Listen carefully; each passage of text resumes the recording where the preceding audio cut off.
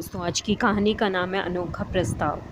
जब भी उसकी अपने बच्चे से मिलने की तड़प बढ़ जाती, वह मीना के पास जाकर गिड़गिड़ाता, मगर वह उसे बच्चे से मिलने नहीं देती थी। कहती, जब बहुत सारा पैसा कमा ले तभी मिलने आना बच्चे से।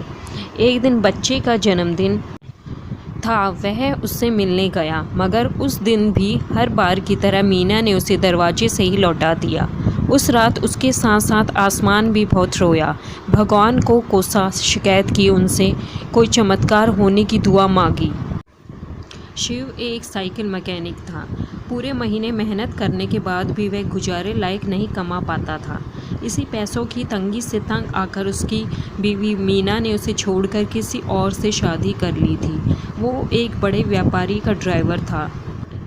मीना उनके 2 साल के बेटे को भी अपने साथ ले गई थी। इस बात को अब पूरे 2 साल हो चुके थे। इन 2 सालों में कोई भी रात ऐसी नहीं गुजरी थी जब वो अपने बच्चे के लिए रोया ना हो। दिन भर के काम की थकान वो ऐसे ही रात को अपने बच्चे की यादों में खोकर उतारता था। जब भी उसकी अपने बच्चे से मिलने की तड़प बढ़ जाती, वह मीना के पास जाकर गिड़गिड़ाता, मगर वह उसे बच्चे से मिलने नहीं देती थी। कहती, जब बहुत सारा पैसा कमा ले तभी मिलने आना बच्चे से। एक दिन बच्चे का जन्मदिन था, वह उससे मिलने गया, मगर उस दिन भी हर बार की तरह मीना ने उसे दरवाजे से ही लौटा दिया।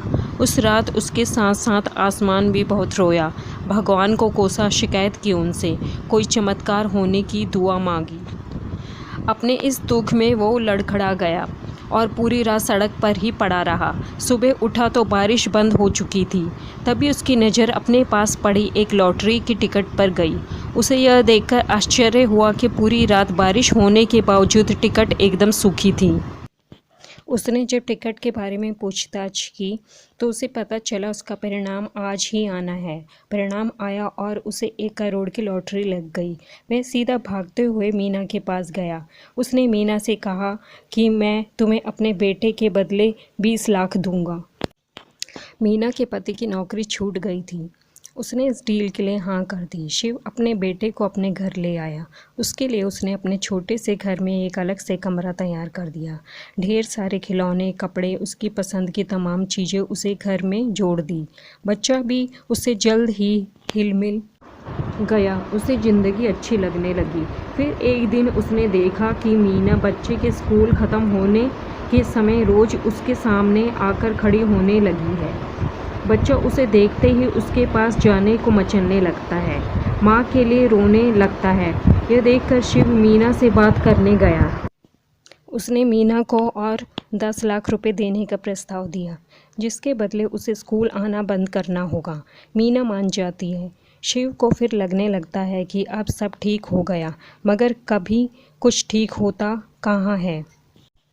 कुछ दिन बाद वो देखता है कि मीना ठीक उसके घर के सामने वाले घर में आकर रहने लगी है और सारा दिन छज्जे पर खड़ी रहती है, जिसे देखकर बच्चा फिर उसके पास जाने की जिद करने लगता है।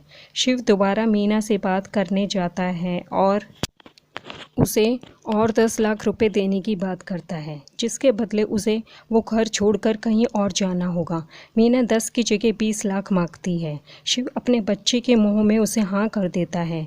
मीना वो जगह छोड़कर चली जाती है। शिव को फिर लगने लगा कि सब कुछ ठीक हो गया है। अब उसके पास सिर्फ 30 लाख रुपए बचे थे। कुछ दिन तक ठीक चलता रहा, लेकिन एक दिन अचानक बच्चे को अपनी माँ की याद फिर से सताने लगी। शिव ने उसका मन बहलाने की लाख कोशिश की, मगर वो अपनी माँ के पास जाने की जिद छोड़ ही नहीं रहा था। शिव उसकी जिद देखकर एक बार उस पर ऊंची आवाज़ में चिल्ला भी पड़ा। उसके इस तरह चिल्लाने से बच्चा डर गया और बीमार हो गया। 3 दिन इलाज के बावजूद उसका बुखार नहीं उतरा। शिव से उसकी हालत देखी नहीं जा रही थी।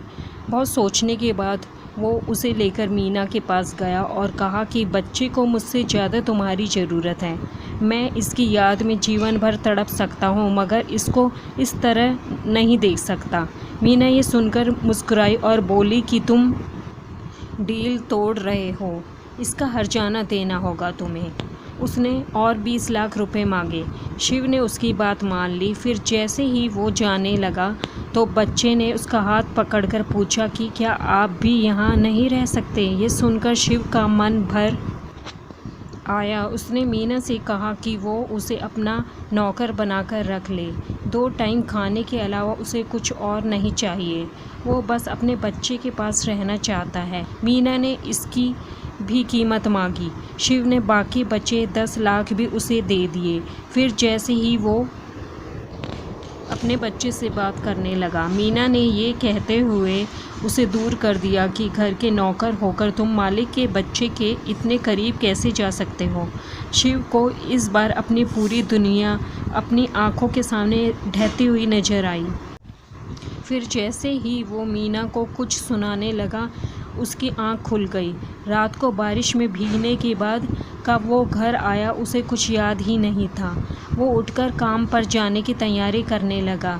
वैसे ही आज उसे उठने में देर हो गई थी। दोस्तों, आपको अगर यह कहानी पसंद आई तो प्लीज़ इसको लाइक शेयर सब्सक्राइब करिए।